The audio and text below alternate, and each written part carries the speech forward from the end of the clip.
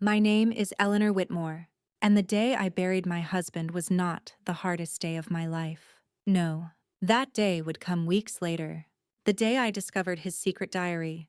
So before you sit down and listen, take a moment to like the video and subscribe to Grace's Truth. You might actually regret missing out on this dramatic story, because what I uncovered inside those pages unraveled not just my marriage, but my entire family. James died in early spring. The flowers hadn't yet bloomed, and the trees still wore their skeletal winter shapes. It felt appropriate that the world should still look dead when I buried the man I had loved for 47 years. I stood at his graveside, my fingers stiff from the cold, and tried to remember the warmth of his hand. People talked around me. Our children, Anna and Robert, wore faces like masks, solemn, respectful, appropriate. But I knew better. I knew that neither of them had truly been present over the last few months. They visited, yes, when it was convenient. But when the cancer took over James's spine and made every night a cry-filled struggle, it was me, and only me, who cleaned him, comforted him, held him. And I didn't resent them, not at first. I told myself they were busy. Anna had her law practice. Robert had 3 kids and a mortgage. And maybe I was even grateful that they didn't see their father in his weakest state, naked, skeletal, moaning in pain.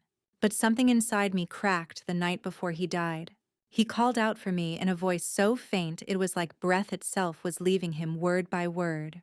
And then quietly he whispered, "Don't trust them. Promise me." Them. I knew who he meant, but I didn't understand why until later. At the wake, Anna leaned in with soft concern. "Mom, have you thought about what you're going to do with the house?" Robert chimed in, "Or Dad's stocks. You shouldn't have to manage all that on your own." It wasn't even 24 hours since we laid him to rest. Their eyes weren't red from crying. They were scanning the room, assessing furniture, heirlooms, and bank folders like vultures, waiting for a body to stop twitching. I brushed off their suggestions gently. That's for another day. But they didn't stop. In fact, they grew bolder. A week later, Anna arrived unannounced. She brought a manila folder with legal proposal printed across the top. Inside was a document suggesting I transfer financial responsibilities temporarily to her. To avoid potential confusion, Robert, on the other hand, tried charm. He took me to lunch, ordered my favorite lemon pie, then asked, "So what's the plan with Dad's portfolio?" I think he would have wanted the grandkids looked after. "I could manage it for you." I laughed. Not because it was funny, but because I could see right through both of them. They wanted control. They didn't care if it was sentimental, sacred, or soaked in decades of shared memories. It was numbers to them, dollar signs and trust funds. That night, I sat alone in James's reading room. The armchair still held the impression of his body. Like the fabric itself missed him. I ran my hand along the bookshelf, touched each spine like it was a prayer bead. Then I saw it. Tucked behind a row of Dickens novels, a leather-bound journal with a cracked spine and a small ribbon tucked inside. James's handwriting on the front. For her, when I'm gone. My breath caught. It was addressed to me. I didn't open it right away. I made tea, closed all the windows, turned off the lights, as if what I was about to read needed sacred silence. And then slowly I began to turn the pages. What I found inside that diary would destroy everything I believed about our children, and it would change me forever.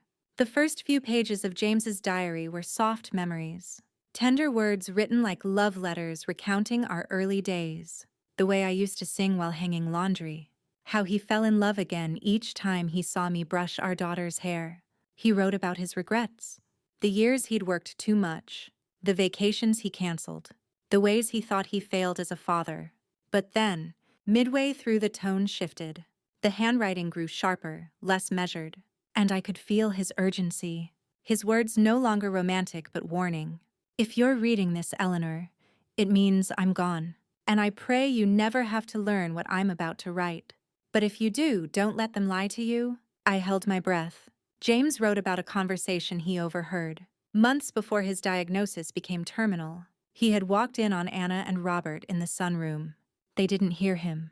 "She's going to crack eventually," Anna had said. "She's already forgetting things. We just need to keep pushing gently. If we play this right," Robert added, We could get everything settled before she notices. That house is worth a fortune, and Dad's too out of it to stop her. James had been standing just outside the door, and instead of barging in, he'd backed away quietly, shaken to his core. I could picture him, clutching the wall for balance, his mouth slightly open in disbelief. Our children, the ones we raised with bedtime stories and Christmas stockings, plotting to take everything. He hadn't told me then, because he wrote, I didn't want to poison what little time we had left, and I didn't want to believe it. But after that day, he began writing the journal. Every whisper he heard, every suspicious bank inquiry, every visit from Anna where she offered to update their estate plan, and he made copies of documents, emails, even audio recordings. He stored them in a fireproof box behind the wine cellar. Under a loose floorboard he labeled with chalk. My hands trembled. I had buried the man who knew everything. And now I held the truth in my lap like a loaded weapon. But I didn't cry. I didn't rage. I sat there in stillness, realizing for the first time that James had been more than just my partner in life. He had been my last line of defense. The next morning I followed his instructions, found the floorboard, lifted it, and inside, a black box, heavy, metal, with a small combination lock. In the back of the journal he'd written the code.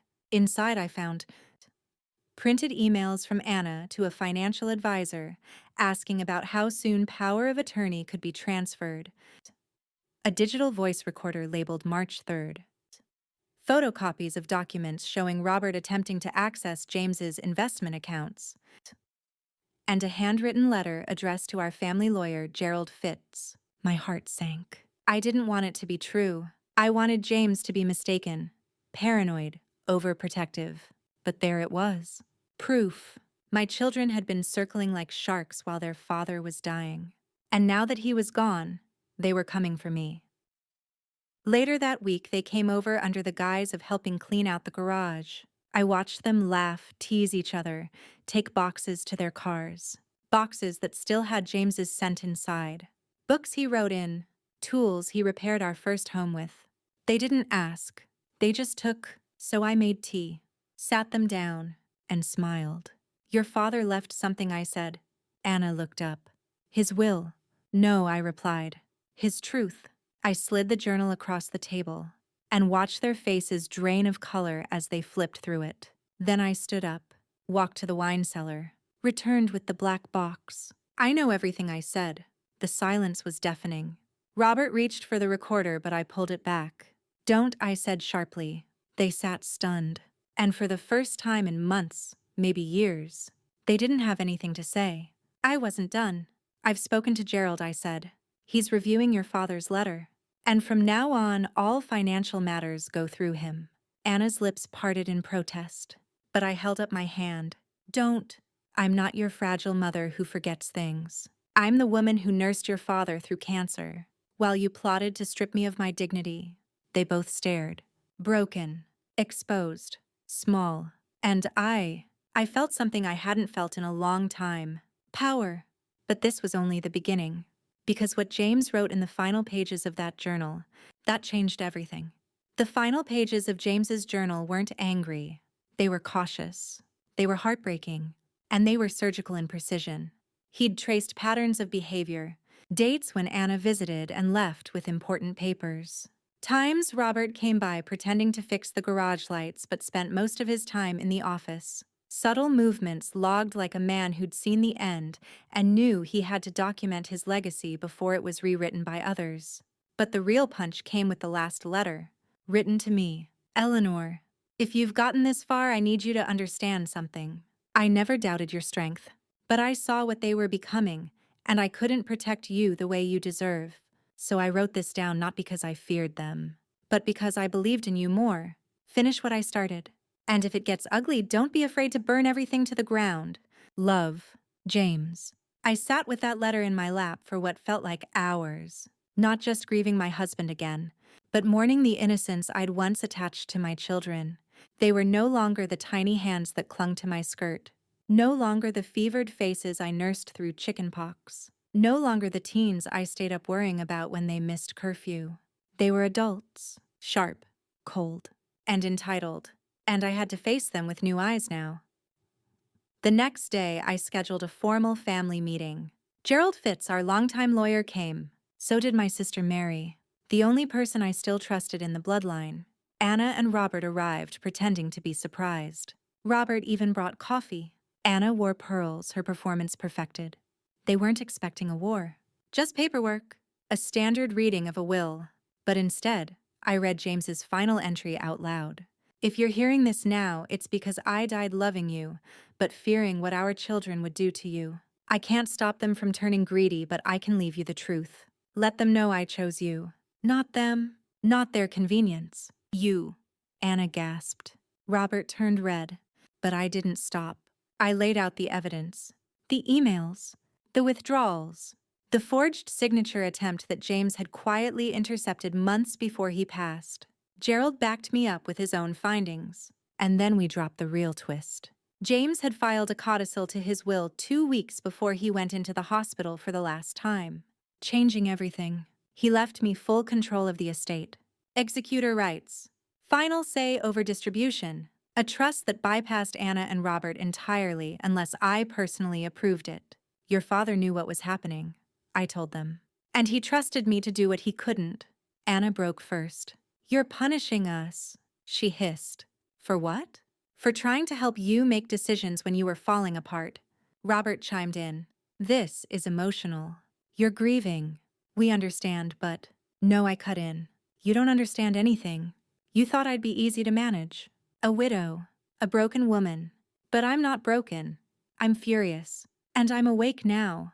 They stared at me like they didn't recognize me. Good. Because the woman they thought they knew, the soft one, the agreeable one, she had been buried with James. I was someone else now.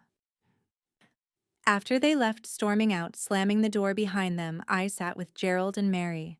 Do you think they'll contest the will? I asked. Gerald shook his head. Not with the evidence James compiled. They'd be laughed out of court. But they might try to tarnish your name, Mary added softly, out of spite. I'm ready, I said. And for the first time, I meant it. That night, I slept in James's sweater, the one that still smelled like cedar and peppermint. And I dreamed not of the past, but of all the ways I would reclaim my future, not just with wealth, but with justice. The next morning, I began organizing the files, digitizing what I could, photographing what James had saved, turning it all into an archive that no one could erase. I also drafted a letter to Anna and Robert. A warning, a single-page manifesto. I know who you are now, and I still hope somewhere deep inside you, the children I raised are still alive. But until they return, if they ever do, you will have no part in the life I'm rebuilding. This is not revenge. This is protection. For me, for your father's legacy, and for the woman.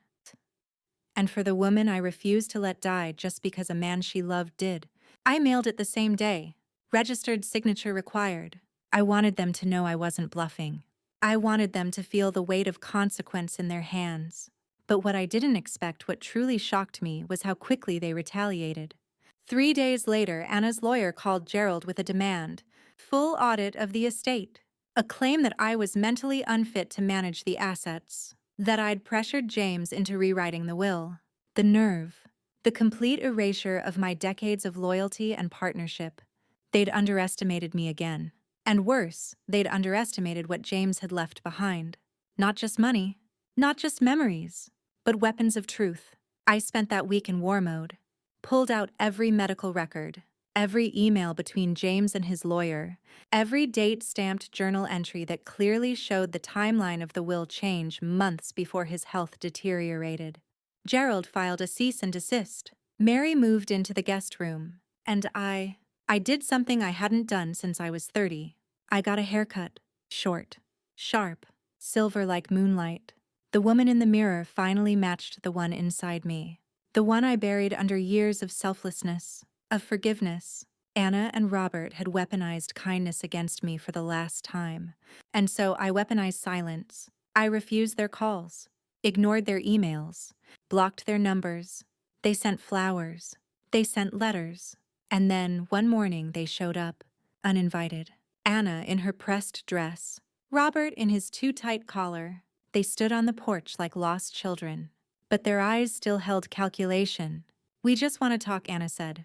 "We're family," Robert added. Family. What a cursed word. I let them into the sitting room, but didn't offer coffee. Didn't offer comfort.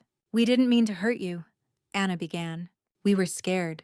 Everything happened so fast and we didn't know what Dad would have wanted." I opened the folder on my lap, pulled out the photo James had taken of Anna, digging through his file drawer. Time-stamped. "Are you sure?" I said quietly. "Because this looks like intent?" Her face drained. Robert shifted in his seat. "That doesn't prove anything. We were trying to organize the office. You were trying to control the future," I said. "And now you're here because you realize you've lost the leverage." Anna straightened her spine. "What do you want from us?" she snapped. I smiled. But it wasn't kindness. It was clarity. "I want you to remember this moment," I said. "This is what happens when you mistake silence for weakness. When you treat love as currency." "I'm your daughter," Anna whispered. Her voice almost broke me. "Almost. You were," I replied. "And you still could be. But not like this. Not with lies." I stood, walked to the fireplace mantel where James's urn sat nestled between our wedding photo and his old pipe. "I loved a man who trusted me with everything he had," I said. "And I won't betray that now, just to make you feel better." They didn't stay long after that. Anna cried. Robert said nothing. When they left, they didn't slam the door. Progress. Maybe, but not forgiveness. Not yet. That evening, I lit a fire. Burned the first letter Anna had sent after James's death. The one that suggested I sell the house and downsize for my age. The audacity. I watched the paper curl and vanish into flame, and I felt lighter. Because this wasn't just about a will anymore. It was about legacy. About love weaponized and turned back on itself. About a mother finally choosing herself. Not out of bitterness, but out of survival. And James? James was still with me. Not just in the ashes, but in the way I now carried myself. Like a woman no longer willing to be erased. Tomorrow I'd begin organizing the community garden fundraiser James used to chair. Reclaim his place in the town he loved. Tomorrow I'd start rebuilding my circle. But tonight I sat with silence. Not the kind my children once mistook for passivity, but the kind forged in fire. Steady, still, sharp. The silence didn't last long. A week later, a manila envelope arrived at my doorstep. No return address. No postmark. Inside was a letter anonymous typed clinical. "You don't know everything. If you're really reading James's journals, then you should know to keep turning the pages." Page 147. "The truth isn't just about the kids. It's about you." There was no signature, no fingerprints. Just that final line, cold and eerie, printed in bold. "It's about you." My hands trembled as I opened the safe where James kept his journals. I hadn't made it all the way through the final one. Grief had slowed me down. But now adrenaline flipped the pages for me. Page 147. It wasn't a journal entry. It was a photo. A black and white printout of an ultrasound, dated 32 years ago. With one name on the top right corner, Eleanor Whitman. My breath caught. I remembered the miscarriage. Vaguely. It had been early. Weeks, not months. We hadn't told the kids. We hadn't told anyone.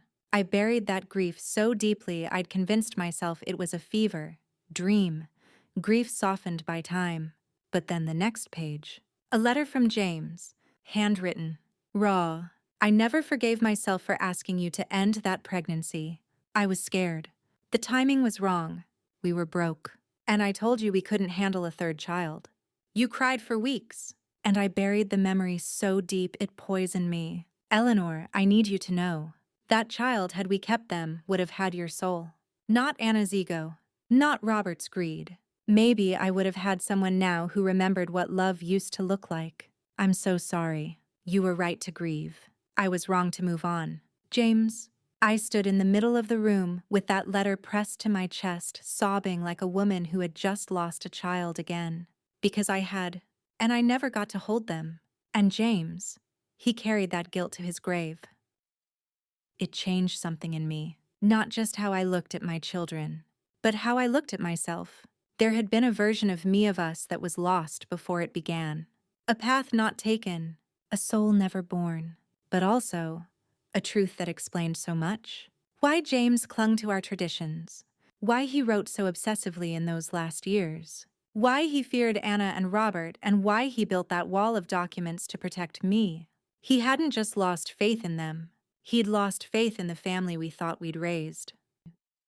That night, I didn't sleep. I wandered the house barefoot, memories rising like ghosts from the walls. Anna's piano recitals, Robert's first broken arm, and how James drove like a maniac to get him to the ER. Our 25th anniversary when James carved our initials into the oak tree out back.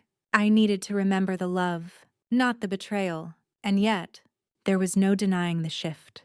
The next day I called Mary. She arrived with her usual thermos of tea and that look she wore whenever I sounded shaken. I showed her the letter, the ultrasound, everything. She read it all silently, tears brimming behind her glasses. And then she asked something that took my breath away. Have you ever thought that maybe you were meant to mother someone else's child? Someone who still needs it? I blinked. What do you mean?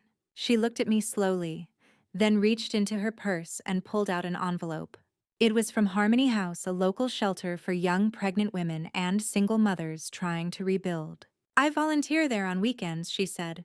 There's a girl. Her name's Carla. 19. Bright. Kind.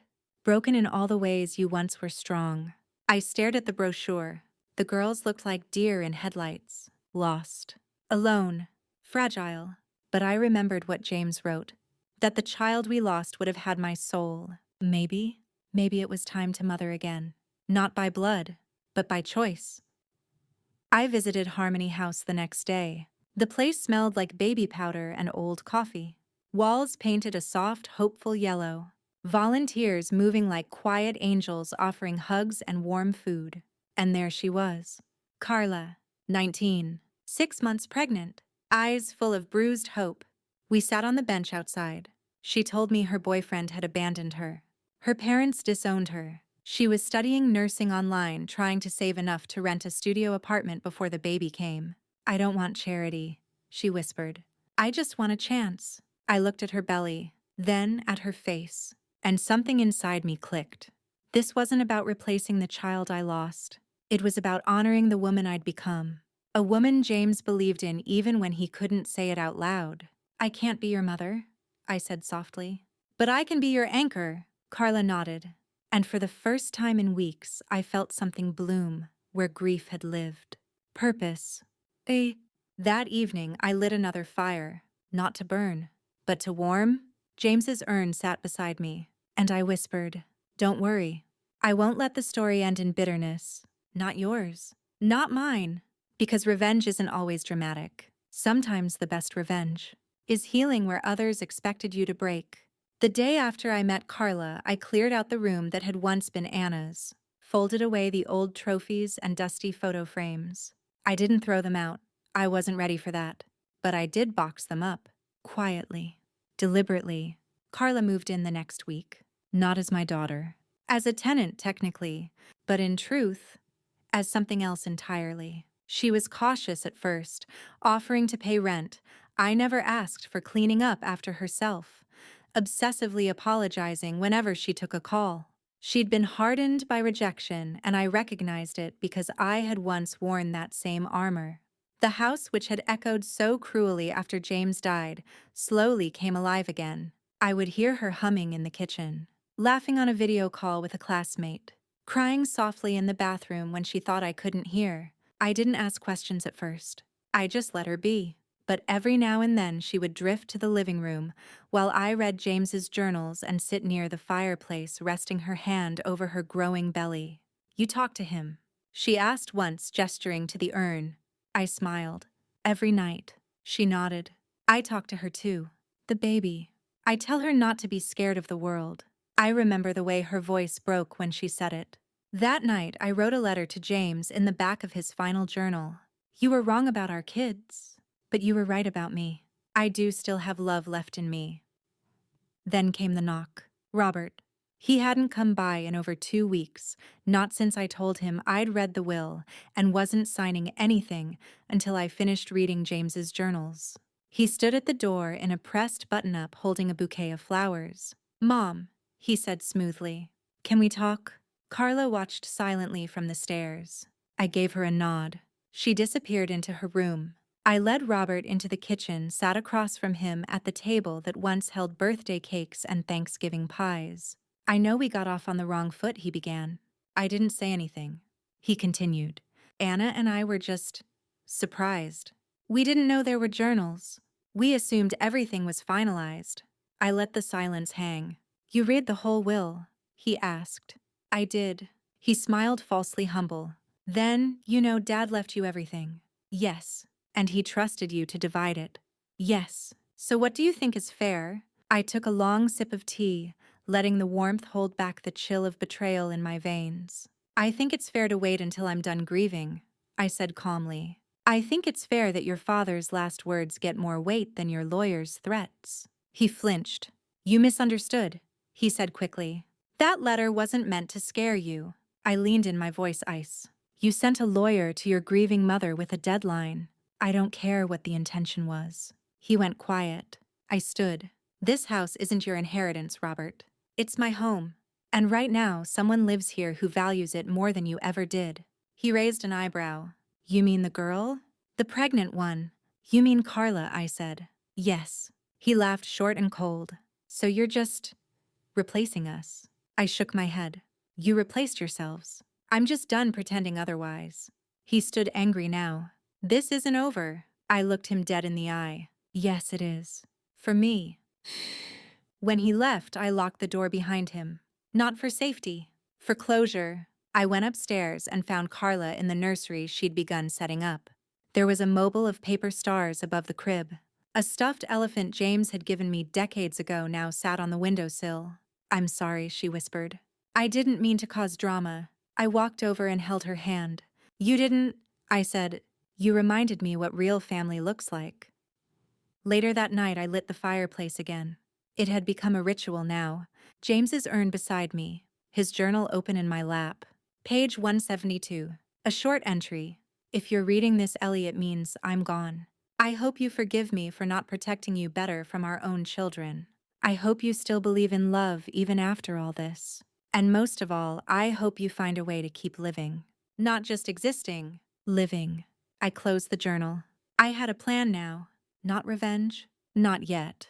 But revelation. Tomorrow I would write my own will. Not out of bitterness, out of clarity. Robert and Anna needed to see what real legacy looked like. Not just money, but choices. And I wasn't done making them. The next morning, I found myself staring at a blank page. A new journal. My handwriting had changed over the years, softer, rounder, less rushed. It mirrored the change inside me. I was no longer a woman reacting to grief. I was a woman designing her legacy.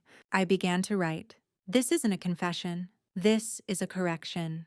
To the lies that money tells. To the children who forgot who raised them. And to the love that remained buried until it bloomed again. I paused, then wrote one more line. James, you taught me how to endure, but now I'll teach them how to remember. Later that day, I went to the lawyer's office alone this time. I brought James's will and journals and asked for help drafting my own. I want to make sure it's legal binding and undeniable, I said. The attorney raised an eyebrow. You're disinheriting your children. No, I said carefully. I'm teaching them a lesson. She nodded, understanding more than I expected. Then let's begin. I divided the estate in thirds. 1/3. To a foundation in James's name, one that supported young single mothers getting back on their feet. 1/3.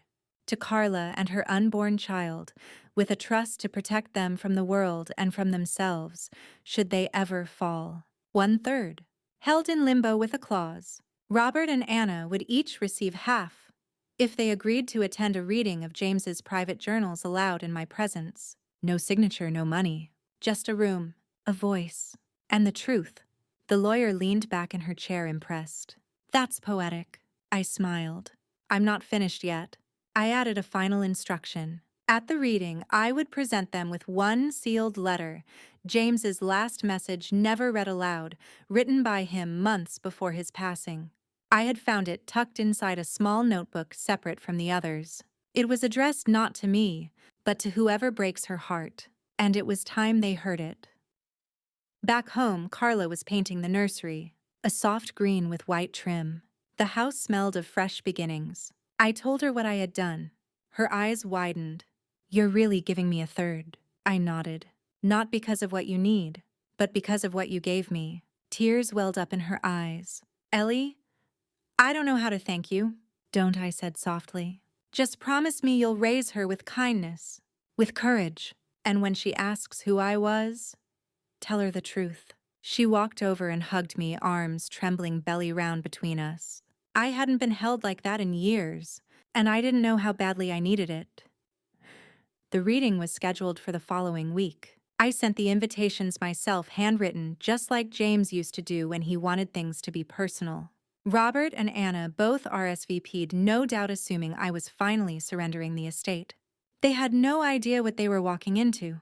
And I didn't want revenge. I wanted witness. The morning of the reading, I wore blue. James always said I looked strongest in blue. Carla sat quietly in the back, unseen, as I entered the parlor room at the lawyer's office. Robert and Anna were already seated, both impeccably dressed, both visibly impatient. "Mom," Anna said with a tight smile. "Finally." I didn't respond. The lawyer began the proceedings. She read James's will word for word. They had heard this before, but the tone was different now. More final, more real. Then she read mine. When she finished, silence. Anna's mouth hung open. Robert leaned forward, incredulous. "You're leaving everything to them. To a stranger and a charity." "No," I said. "I'm leaving truth to you." And then I opened James's journal. The room grew still as I began to read. I didn't choose the worst entries. I chose the most honest. They talk about me like I'm already gone. Anna asked me how much the house is worth before she asked how I felt today. "I worry that my children will bury me in profit, not prayer." Anna's eyes grew wet. Robert stared blankly, his jaw tight. I kept reading. "I wonder what Ellie will do when I'm gone. She's always been the best of us. I just hope she remembers that. Because they won't." When I finished, I took a breath and handed the lawyer James's sealed letter. She opened it slowly.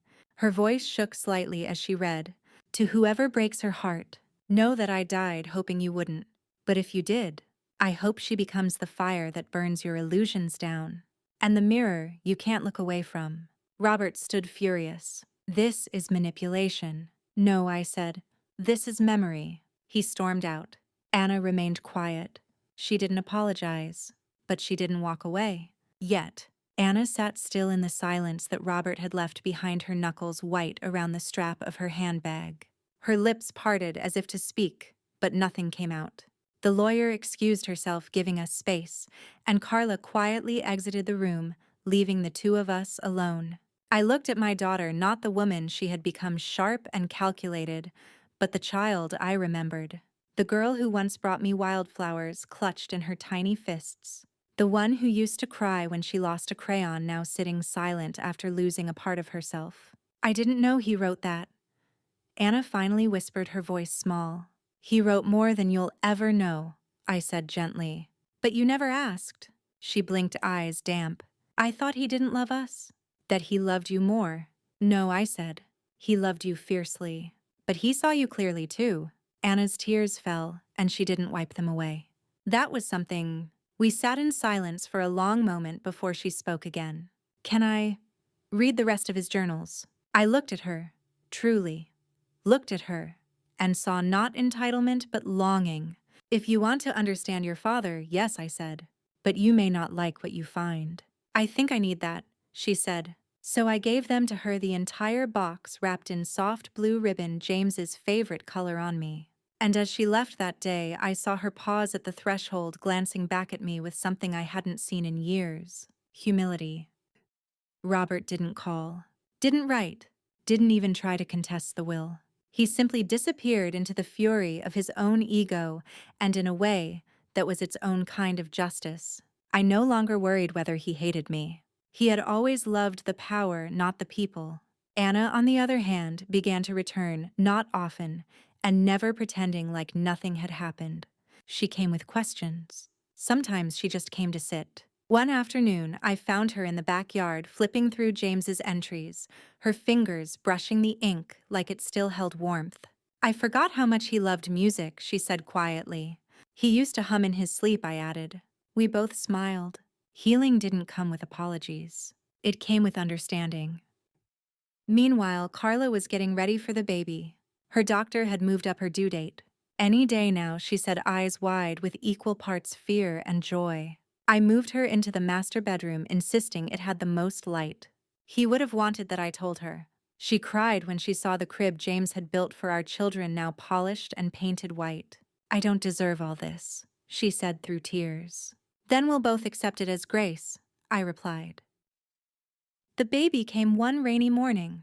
I drove her to the hospital myself, storm-raging wipers barely keeping up her hand, squeezing mine like a vice. She screamed when the contractions hit, but never once asked for anyone else. She named the baby Evelyn James.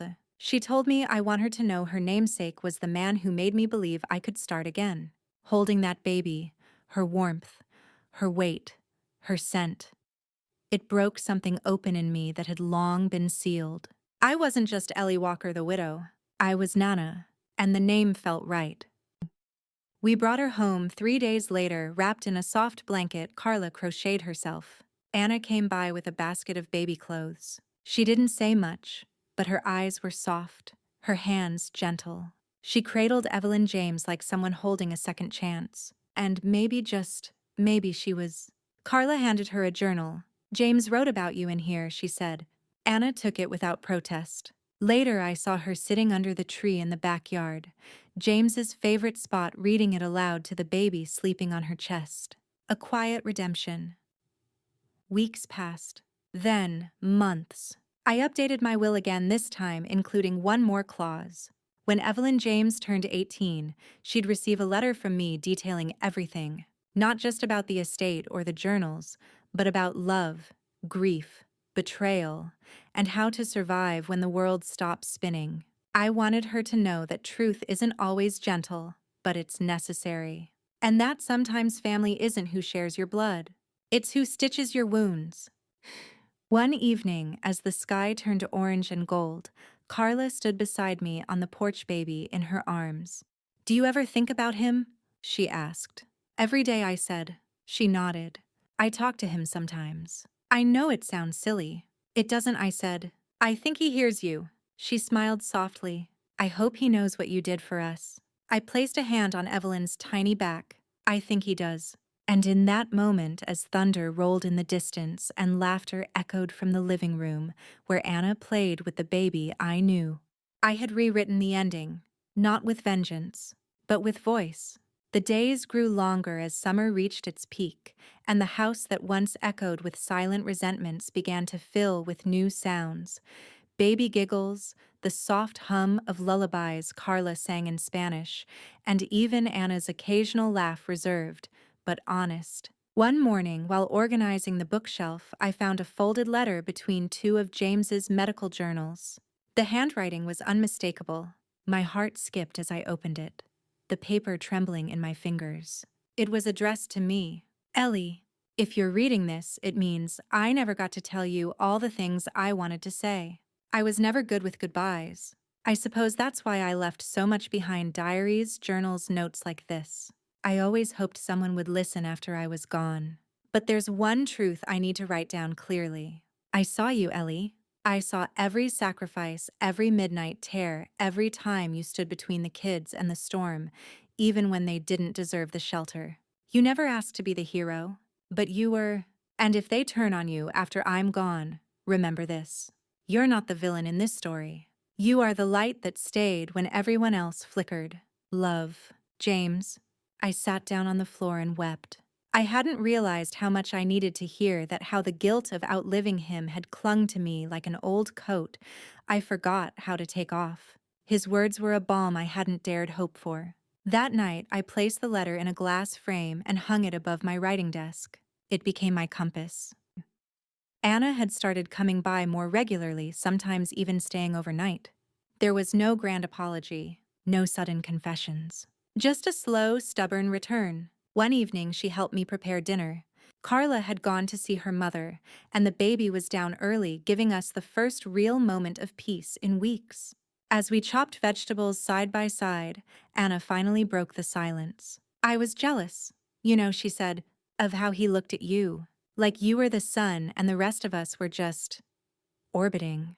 I didn't respond right away. Not because I didn't know what to say, but because I didn't want to say it in anger. You were the sun too, I finally said. He just didn't always know how to warm us both at once. Anna looked down at the cutting board, the knife stilled in her hand. I resented you so much. For being strong, for never breaking. And now that I'm older, I see that you were breaking all the time. You just never let us see it. I let out a breath I hadn't realized I was holding. I thought hiding it was love, I admitted. But maybe letting you see me bleed would have taught you more. She reached out and touched my hand. Just briefly, but it was the first time in years. I want to be better, she whispered. Then just begin, I said, one breath at a time. It wasn't long before Robert made his return. He didn't knock, just appeared in the driveway one afternoon standing beside a rental car with tinted windows. His suit was creased, his eyes hidden behind sunglasses. I came to apologize, he said flatly, not even offering a hug. I looked at him. Really? Looked. He had aged, not just in his face, but in the way he carried himself, as if the entitlement had worn out its shine. Or to ask for something, I said. He chuckled. Still sharp? I didn't invite him in. We stood on the porch, the afternoon sun casting long shadows across the floorboards. I read his journals, he said, the parts Anna shared. I guess. I didn't expect him to be so harsh about me. He wasn't harsh, I replied. He was honest. Robert sighed. I don't want anything. Just closure. You forfeited that when you tried to gut his legacy, I said coldly. He looked away. I didn't think I'd be this lonely. I let silence answer. Then, just before he turned to go, I added, there's a park down the street with a bench under the oaks. He wrote a lot there. If you want to speak to him, that's where he might still listen. He nodded. And for the first time since James's funeral, I saw a flicker of something in Robert's eyes. Not remorse, not regret, but perhaps the awareness of what he had lost. Weeks passed, then seasons. Anna found a job nearby. Carla returned to part-time teaching with a baby sling wrapped around her like armor. I began writing again, small pieces at first, essays on grief and growth. My words found homes in journals and blogs, sometimes even quoted anonymously by strangers who had no idea whose story they were repeating. The house became more than a home. It became a haven. And in the evenings, we'd sit on the back porch, Evelyn James on my lap, the sky burning lavender and rose above us. Anna would read aloud from her father's journals. Carla would hum lullabies in the fading light. And I once branded the villain of my own family now watched as love rebuilt itself brick by precious brick. On Evelyn's first birthday, I gathered everyone in the garden. Even Robert came standing at a respectful distance. Anna placed a single candle in a small cake. The baby clapped and drooled and grabbed at the frosting. And as we sang, I realized something profound. James hadn't just left behind his words. He'd left behind the possibility of redemption. For all of us. When the guests left and the balloons began to deflate one by one, I stood in the quiet garden holding Evelyn in my arms, her little fingers wrapped tightly around the pendant James had given me on our 20th anniversary. The same pendant I once threw across the room during a fight about Robert's recklessness, only to search frantically for it in the carpet hours later, after James had fallen asleep with an apology scrawled on the back of a napkin. Memories came in waves, sometimes gentle, sometimes crashing. That evening, with the scent of vanilla cake still hanging in the air and the sound of Evelyn's soft breathing against my collarbone, I walked into the study and opened the last remaining locked drawer in James's desk. I had avoided it for months. It was the one drawer he always kept shut, though, never secret. I simply never asked. Inside, I found a leather-bound journal smaller than the others, thicker, worn at the edges. The pages were filled with James's precise handwriting, only this time, it wasn't a daily record or reflection. It was a letter. To Evelyn. Each entry began with Dear Evelyn and was dated April 2nd. You kicked your mother in the ribs today. She said it was indigestion, but I know my daughter when she's angry. June 17th. You made her cry again. Only this time it was joy. We heard your heartbeat. Fast. Wild. Like a hummingbird? October 30th. They don't know your name yet. But I do. It came to me in a dream. Evelyn Grace. I don't care what they choose. You'll always be Evelyn to me. Tears blurred my vision as I flipped through the pages entry after entry before she was born, and even after his diagnosis. His handwriting became shakier over time, but never lost its tenderness. February 12th. Today I was told I won't see you, but you'll know me through the people I love. Your mother, your Aunt Anna, though she can be stubborn. Carla especially. She sees the world with all her heart. March 3rd. If she reads this to you, tell her thank you for not giving up on our children, even when they gave up on her. I closed the book and held it to my chest. That night, I placed the journal in a fireproof box beside my own will and medical directives. I wrote a short note and tucked it inside. To be given to Evelyn Grace on her 18th birthday, from her grandfather who saw her before anyone else did. Over the next few weeks, Anna began asking more about her father's life before they were born. She was fascinated by the parts of him she never got to meet: his college years, the student protests he joined, the failed first book that never made it to print. He seemed fearless, she said one night, curled up on the living room rug like she used to when she was a little girl. He was, I nodded. But not in the way people think. Not the kind of fearless that means you don't feel fear. The kind where you keep moving even when it claws at your throat. She looked at me carefully. You have that too. I laughed. No, I just got good at hiding when I was scared. That's not bravery. I didn't know how to answer that. Maybe it was. Or maybe it was just survival. Still, something in her voice made me believe she was starting to see me differently, not as the barrier to her inheritance, or the cold stepmother who'd taken her father, but as a woman who had loved and lost and stayed anyway. Meanwhile, Robert had started writing me letters, not emails, handwritten notes mailed to the house. Each one was brief, no grand apologies, no melodrama, just updates, a new job, a therapist he actually liked, a book he read that reminded him of his father. He even sent a photograph once of a small plaque he had installed at the park bench where James used to sit. It read, "For James L." Who knew how to listen even in silence? I kept the letters in a drawer. I didn't respond. But I read every one. It wasn't forgiveness. Not yet. But it was a beginning. One evening, while Evelyn napped and Carla graded papers on the couch, I pulled out a fresh journal and began writing my own story. Not the one the kids knew, not even the one James knew, but mine, the untold version, the nights I screamed into pillows, the Christmas I pawned my wedding ring to pay for heat, the day I almost left but stayed, not for love, but for the hope that love would return. It was messy, raw, honest, and I didn't stop until dawn. When Evelyn took her first steps, it happened on the very rug where Anna had once drawn chalk outlines of princesses and monsters. She stumbled forward, arms outstretched straight into Anna's waiting embrace. We both cried.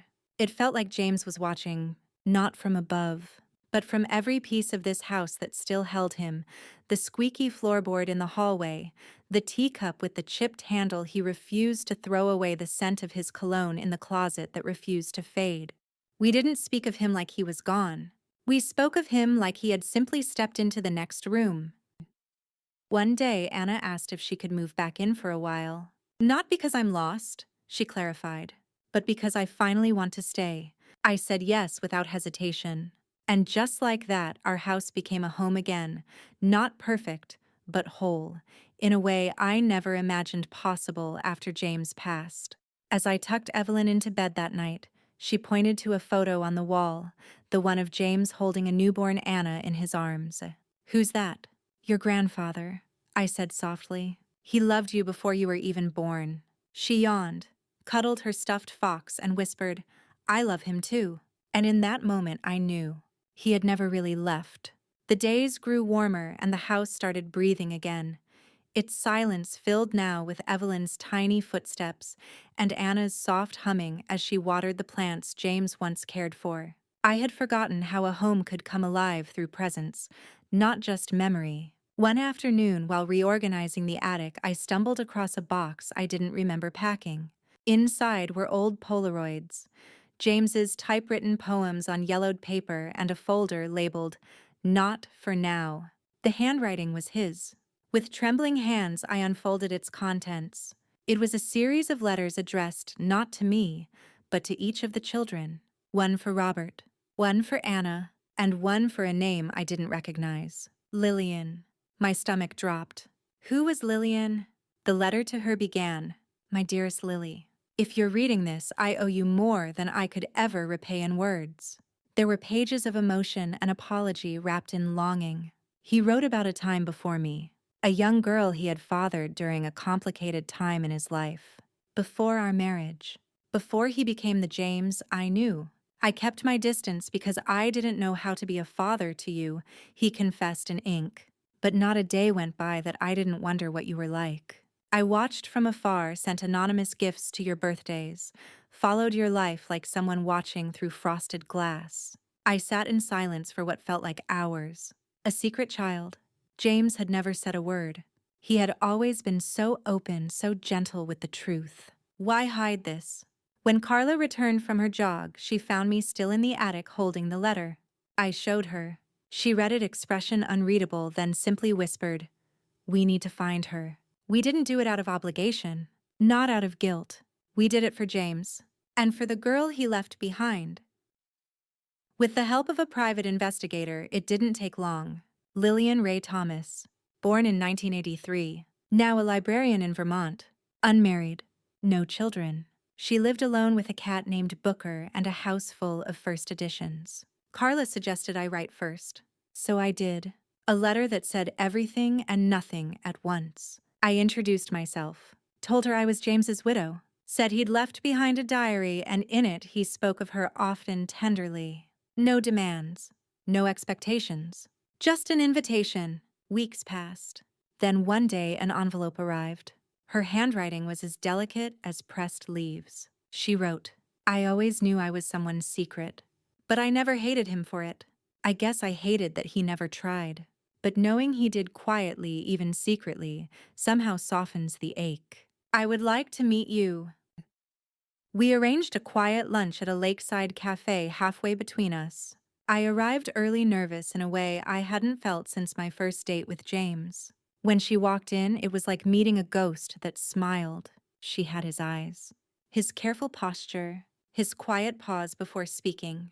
We talked for hours, about James, about books, about regrets and missed chances. She told me about her mother, a poet who'd passed away from cancer when Lillian was 20, and about growing up with questions no one dared answer. And then she said something that struck me. "I'm not here to take anything." I blinked. She smiled. "I know what people think when long-lost children show up, but I just wanted to see the parts of him I never got. And somehow I see them in you." I placed the leather-bound journal in front of her, the one James had begun for Evelyn, the one where he also mentioned Lillian's name in his final pages. She wept as she read the closing line. "If you ever meet her, tell her I watched from the edges and I loved her all the same." Introducing her to Anna was easier than I'd imagined. Maybe because Anna had grown, or maybe because grief makes room for more love than we think. They clicked instantly. Two women raised by different ghosts, now tethered by the same bloodline. Robert, on the other hand, resisted. He called me one night, his voice tight. "So you're just handing out pieces of Dad now?" "She's not a stranger, Robert. She's not family." I wanted to scream, but I didn't. I simply said, "Neither were we once." He hung up. But a week later, another letter arrived. This one longer, a little less angry, a little more honest. He wrote, "Maybe I'm still mad that he kept a piece of himself from us. Maybe I'm mad that he gave it to someone else. But mostly I'm mad I didn't get to say goodbye, right?" I wrote back only one sentence. "Maybe this is your second chance." As summer deepened, so did our strange patchwork family. We hosted dinners that included Lillian and her quiet laughter. Anna took Evelyn to the library where Lillian worked, and they returned with armfuls of fairy tales. Carla, once James's fierce defender, now became our glue, guiding, grounding. Carla became the unexpected center of us all. It's funny how the people we least expect can rise to meet a moment we didn't even know we needed filled. She had always been quiet, stern even. The responsible one, The one who folded laundry with surgical precision and never once forgot a birthday card. But now, in the absence of James and the silence he left behind, she filled our home with laughter, organization, and something I hadn't felt in years: security. We needed that. I needed that. The dinner table had grown, not just literally with Lillian and Evelyn now regular guests, but emotionally. There was less tension, less bitterness. Anna's sarcasm softened. Robert's silence, though still heavy, had cracked open just enough for slivers of civility to shine through. I knew it wouldn't last forever, but for now it was enough. And then the phone rang. It was the attorney, James's former estate planner, the one who'd handled the will before the chaos erupted. "There's something you need to see," he said, voice clipped. I was immediately on edge. "We found an addendum," he continued. "It wasn't included in the original reading. Somehow it was filed separately. Dated only a week before James's passing. An addendum." My heart dropped. "He offered to send it via courier, or I could come in.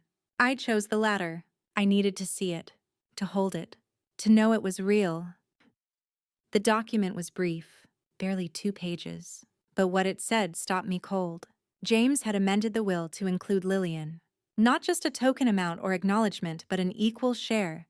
1/4 of the estate redistributed equally among all 4 children: Anna, Robert, Carla, and Lillian. It explained why he had started the journal again, why he had rewritten the final passages. He had been preparing to tell us all. He just didn't live long enough. I sat in the attorney's office, the paper trembling in my hand. "What happens now?" I asked. The attorney leaned forward, eyes kind. "That depends on you." And I knew what he meant. Legally, it was complicated, contested, easily buried under technicalities. Lillian had no claim, not without a court battle. But morally, it was simple. I drove home with the document in my lap and a storm in my chest. That night, I invited all 4 children to dinner. Robert balked, of course. Said he had work. Said it was short notice. But eventually, he came grumbling and guarded but present. When everyone was seated, I stood, and I showed them the addendum. Read James's words aloud. There was a pause, a heavy guttural pause when I finished.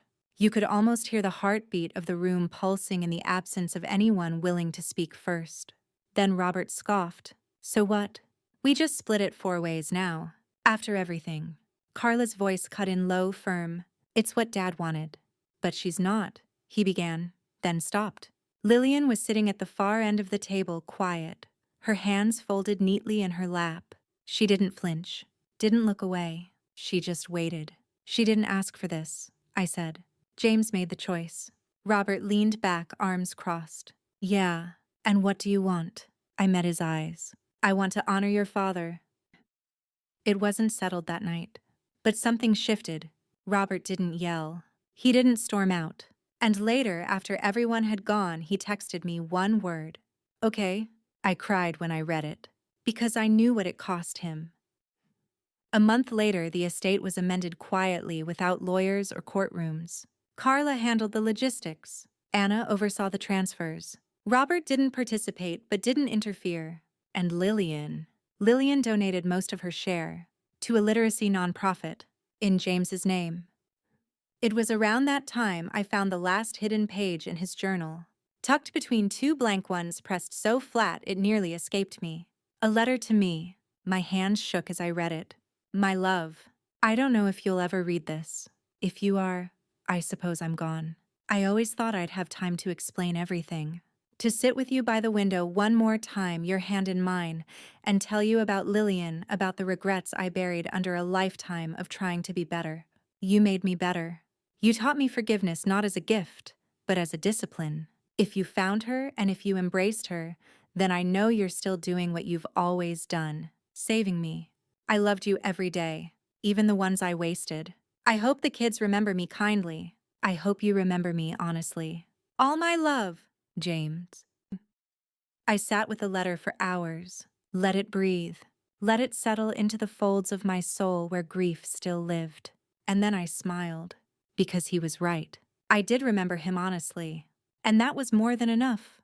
The truth is, James had always been 2 people. The man he showed the world and the man he was, when no one was watching. For so many years, I lived beside both, and loved them both without fully understanding either. But that letter, that final page, gave me clarity.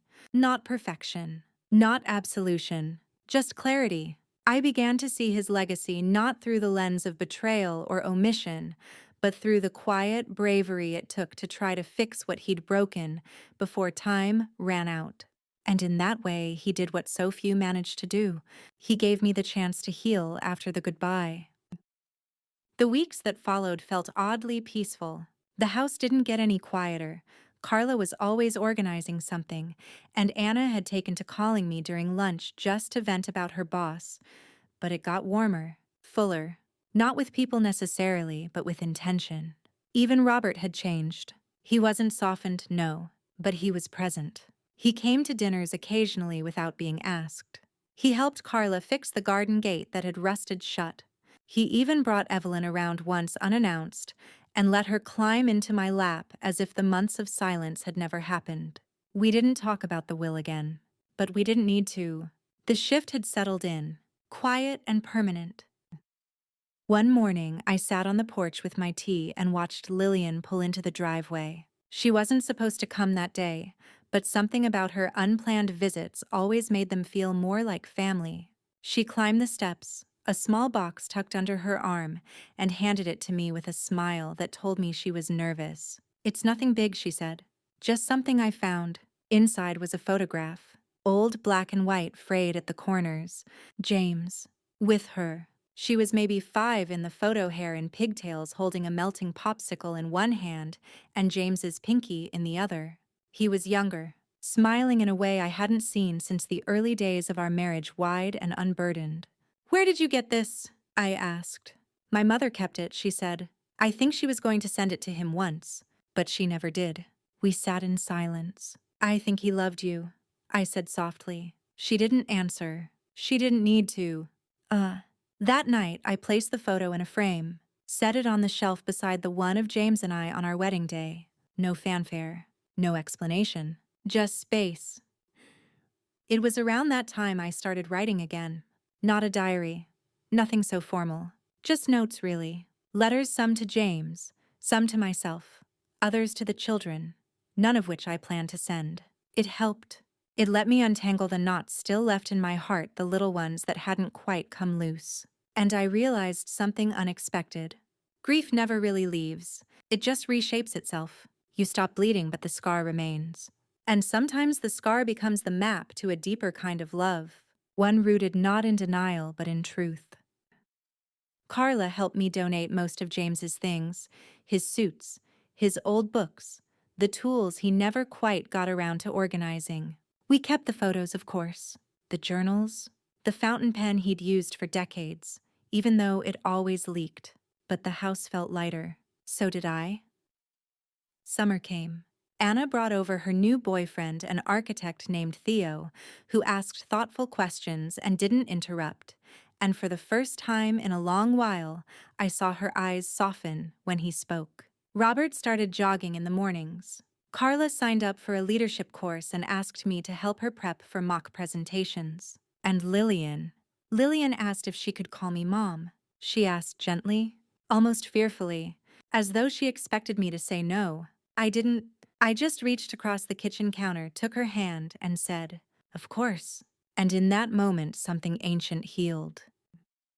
I still talk to James, not out loud, not in prayer, just in passing thoughts. When I water the plants, when I hear a song we used to dance to in the kitchen, when I see our children, all our children moving through the world with pieces of him tucked into their faces, their voices, their stubborn habits. He's not gone, not really, just somewhere softer. That autumn, we held a memorial in the backyard. Not a somber event, James would have hated that, but something quieter, earthier. The kids planted a tree in his honor, a Japanese maple, its leaves turning crimson just as the wind began to cool. We buried the journal beneath its roots. Lillian placed the final letter inside a waterproof pouch, sealed it with a ribbon, and whispered something I didn't hear. Then we stood in silence, and for once the silence didn't hurt. It just was complete. The house had always felt too big for one person. After James passed, its silence had been deafening. Every creak in the floorboards sounded like absence, and every empty chair whispered someone else's name. But now the house hummed. With life, with change, with forgiveness. We'd moved past the days of slamming doors and shouted accusations. The estate had been settled, divided evenly after a long conversation at the dining table that ended with red-rimmed eyes and a box of tissues passed between us. No lawyers, no further letters, no more war. It was over. But the wound had left something behind. Not a scar, a lesson. One Saturday morning, I woke up to find Carla sitting in the living room reading James's old gardening book. She looked up at me and smiled. "I've decided to grow hydrangeas." "Why hydrangeas?" "Because they're complicated," she said, flipping the page. "They change color depending on the soil. It's like they adapt to pain."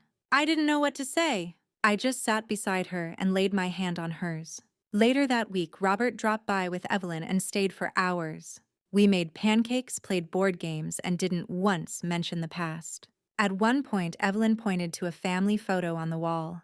"Why does Grandpa James look sad in this one?" I looked at the picture taken just 2 years before he died. He was smiling, yes, but his eyes carried a weight I hadn't seen at the time. Because sometimes, I said gently, people can be happy and still carry things they haven't told anyone. She didn't understand fully, of course, but she nodded, then skipped off with syrup on her cheek. I wiped it clean and watched her go heart-heavy and light all at once. James's diary, now beneath the maple tree, had become a secret we all shared.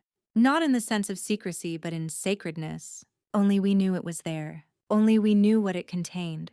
It made the yard feel like hallowed ground, like we'd buried not just his words, but our resentment, our blame, our broken versions of him. We'd allowed him to become real again, human, flawed, loved, and in that rehumanizing, we rehumanized ourselves. One evening, I found Lillian standing near the tree, looking up at its darkening leaves. "Do you think he forgave me?" she asked quietly. "For what?" "For making things harder. For being born." I walked to her and slipped my arm around her shoulder. "He never blamed you for existing, Lillian. He blamed himself for not being brave enough to tell the truth." She looked at me, eyes wide with tears. "You said that like you knew." "I do now." She leaned her head against my shoulder and we stood there until the sun slipped beneath the fence line. Autumn folded into winter. Snow came early and the tree turned bare and shivering. But the warmth inside never left. We celebrated Thanksgiving as a family. Carla made her sweet potato casserole. Robert carved the turkey and Anna arrived late with 2 pies and a boyfriend who had the decency to help clean up afterward. At one point, I looked around the table at the once warring siblings now laughing over shared childhood memories, and I felt James again, not as a ghost, not as a regret, but as a presence. I imagined him standing in the doorway, arms folded, eyes soft, proud. Christmas followed with a surprising calm. We exchanged gifts, thoughtful ones, not extravagant. Robert gave me a framed drawing Evelyn had made, a crude but sweet depiction of me, her and Grandpa James holding hands beneath a red tree. Carla wrote me a letter, handwritten, 5 pages long. It ended with, "I'm sorry for forgetting that grief doesn't just belong to the young." And Lillian, she gave me a scarf, hand-knitted. The yarn was uneven, the color not quite my taste, but I wore it every day that winter. Because it felt like love, real love, earned love. Sometimes at night, I'd sit by the fire and speak aloud to the room. To James, to myself. "Your secrets didn't ruin us," I whispered once. "They set us free." It sounded strange out loud, but it felt true. I no longer feared being alone, because I wasn't not really. Even in silence, I carried them all. James, the children, the mess of who we were, and who we were becoming. Even the broken parts, especially the broken parts, because that's where the light came through. And as the first signs of spring appeared, a crocus poking up through frost, the tree outside budding pink, I knew something new was growing. Not in the soil. In us. A garden of second chances. It was a Sunday morning when I saw Lillian digging near the tree. At first my heart leapt with fear. Was she looking for the diary? But when I stepped outside, coat pulled tight against the late chill, she turned with a grin. "I'm planting something," she said. "In February." She shrugged. "I read that tulips need the cold." I tilted my head. "Why tulips?" "They bloom early even in hard soil," she said. "And they come back year after year. Persistent. Like women who've been through too much." I smiled so wide it ached. My hands, stiff with age, reached down to help her press the bulbs into the earth. We worked in silence, and I felt James in every breath of wind. Not as the man I'd married, not exactly, but as the boy who had tried, failed, loved, lied, and ultimately told the truth when it mattered most. That evening, the kids came for dinner. All of them. Carla brought a kale salad that no one ate, but everyone praised. Robert helped fix the wobbly kitchen chair. Anna made cocktails, and Lillian brought me a new mug that said matriarch in gold letters. We lit a fire, played cards, and for the first time in a long time, laughter didn't feel like a betrayal of grief. It felt like the next chapter. I think James would have liked that. As the night wore on and conversation ebbed, Carla stood and cleared her throat. "I want to say something," she began. "About Dad." We all looked up. She continued. "I've hated him for a long time. For the pressure, for the silence, for the favoritism, real or imagined. But I've also missed him. And now that I know everything, it's complicated. But I want to believe he did the best he could." A silence fell. Then Robert said, "We all did, didn't we?" Even Anna nodded. And I knew they were healing. Not perfectly, not quickly, but truly. Later, when the kids had gone and the dishes were done, I stood in the doorway looking out at the tree. I whispered to the night, "We're okay now, James." And in the creak of a branch, I swore I heard, "Good." Oh. The next morning, I pulled out a fresh journal. Blank pages. And I began writing, not about James, not about the will, not even about the kids. About me. About the woman who had lost, raged, fought, and forgiven. Who had loved through betrayal. Who had learned that family isn't about blood or legacy. It's about the truths we choose to face and the love we offer after the storm. I don't know what the kids will do with this journal someday, but I hope when they read it they'll see me, not as the grieving mother or widow with a secret, but as a woman who lived fully and survived completely. Because this is Grace's truth. And grace isn't soft. It's fierce. It's the final word whispered in a storm, and it never leaves you where it found you. If you're still here, still listening, thank you. You've walked with me through pain, inheritance, betrayal, secrets, and redemption. Maybe you saw a piece of yourself in me, or maybe you saw someone you've loved and lost. That's the power of stories. They don't fix us, but they mirror us, and in the reflection we grow. What my husband's secret diary taught me wasn't just about him. It was about me, about how I had spent decades minimizing my voice, deferring to the version of family James thought we needed. And when it all cracked open, when the kids fought like enemies, I realized silence had never protected anyone. It had only postponed the truth. Now I live differently. I speak up. I write often. I laugh loudly. And I cry when I need to. I even visit the tree where the diary sleeps, not to mourn, but to honor. To remember that no one is just what they did wrong. We are our secrets, yes, but we are also our confessions, our forgiveness, our second chances. So before you go, before you close this chapter, remember this. Even in the messiest families, love can be louder than legacy. And in the end, it's not the will they'll remember. It's the truth we were brave enough to tell.